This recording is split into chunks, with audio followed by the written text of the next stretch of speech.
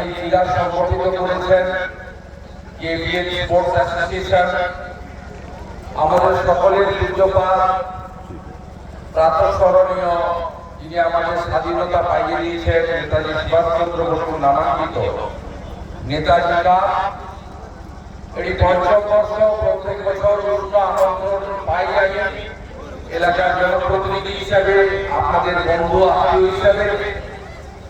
এবারে কয়েকদিন আগে দাসপুর গ্রামে আমি এসেছিলাম, সেখানে এখানকার ভাই বন্ধুরা আমন্ত্রণ করেছিলেন। আমার আসার কথা ছিল আগামীকাল পুরস্কার বিতরণ। কালকে আমি জেলার বাইরে থাকবো, তাই আজকে শুধু এসেছি শুভেচ্ছা দিতে। আপনাদের এই খেলাতে মোট 12টি টিম অংশগ্রহণ করেছে বা করছে এবং 3টি গ্রাম নিয়ে এর উদ্যোগ, কান্ডপসরা, বারকান্ডপসরা আর নন্দনায়ক পাড়। আমি নিজে নন্দনায়ক পাড়ের ভোটার এবং ওখানকার আমার যে অফিস বা আমার যে নন্দীগ্রামের ঠিকানা সেটা নন্দনায়ক পাড়ে। আপনারা 5 বছর ধরে সকলের সাহায্য সহযোগিতায় এই ক্রীড়া অনুষ্ঠান চালাচ্ছেন।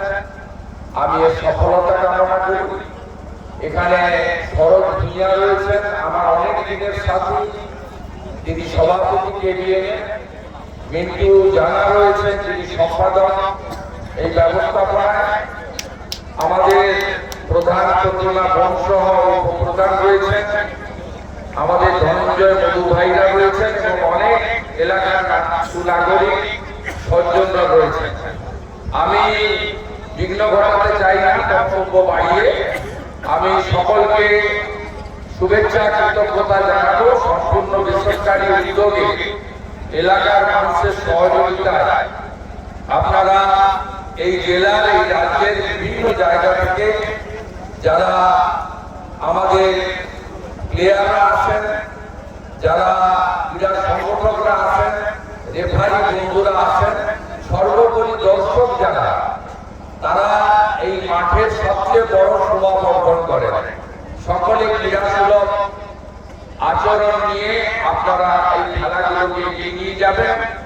আমি শুধু একটা কথাই বলবো, প্রত্যেক মাসের শেষ রবিবার দেশের প্রধানমন্ত্রী নরেন্দ্র মোদীজি মন কি বাত করেন বেলা 11টা থেকে 11:30।